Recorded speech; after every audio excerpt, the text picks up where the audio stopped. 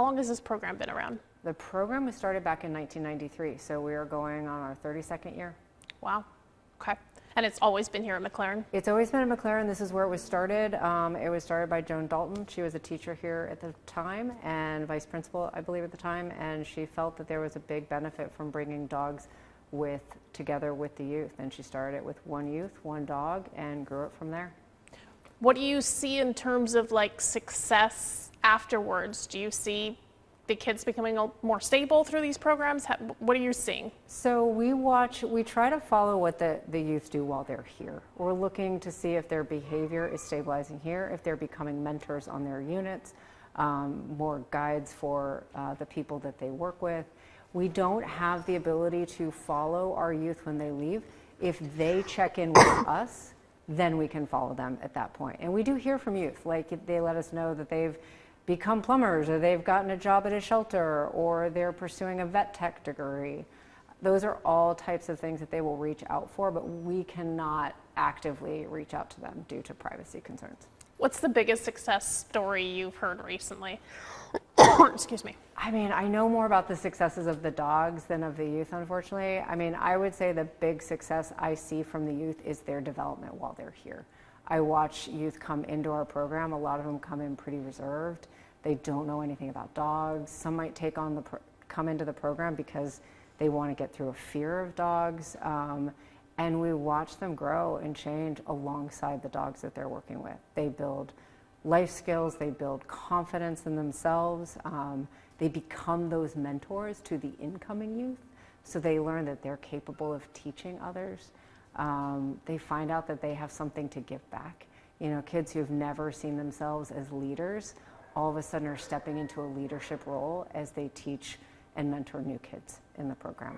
So I think that's the big success that I see from them, watching them come out of their shell, watching them build confidence, and really watching some of them play for the first time. You know, some of these kids have had really troubled backgrounds, and they've had to have their guard up since they were really little. And watching some of these tough kids come and get in the backyard and start to play with a dog and see their face just light up, that's an awesome thing to see.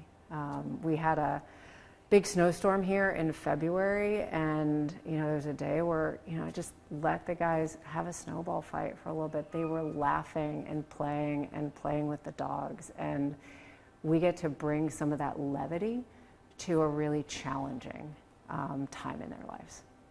Dogs will also trust and care for you no matter what you've done or who you are. Or they don't care about that, right? So how does that affect people who... They get a bit of that unrequited love. You know, some of them for the first time, you know, where they know what it's like to be counted on by somebody. This is, you know, what we call a real job, right? We try to have the youth here 30 to 40 hours a week if they can, and they learn that, you know, these dogs are depending on them to be walked, to be fed. The dogs look forward to them showing up. It gives them a lot of joy when they see the dogs like, hi, you know, barking and excited to see them. Some of them haven't had that before. They haven't had anybody in their life that was delighted by their presence. And seeing it in a dog can really help heal their heart and their soul and help put them on a better path. How can people adopt or support you guys? Awesome. So we are a nonprofit that operates in partnership with Oregon Youth Authority, and we have a website, pooch.org. That's where we list all of our dogs. It shows how you can make a monetary donation as well as what type of supplies we could need. We're always getting dogs in and adopting dogs, and you can put in application for a current dog or a future dog, and all the information is there. All right. And then what kind of skills do the dogs get while they're here? The dogs get all sorts of skills. We like to say that we're trying to help them get ready for life, just like the youth here.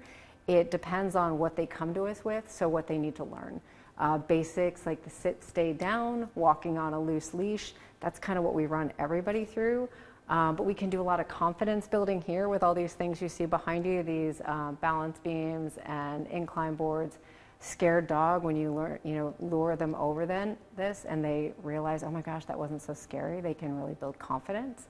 Some we just need to help them learn how to settle. You know, they've never learned what it means just to relax into a home. And so in our classroom, we'll teach subtle skills. We teach them how to go to bed, sit pretty, spin, fun tricks. How translatable are some of these skills? I mean, I know for me, like just when you talk about building confidence, right? When you're learning anything in life, talk about how those translate to some of what the kids are learning. So Rafiki, one of the dogs you saw, Rafiki, we're working on building his confidence. He's scared in the outside world. And so he's scared when new people come in.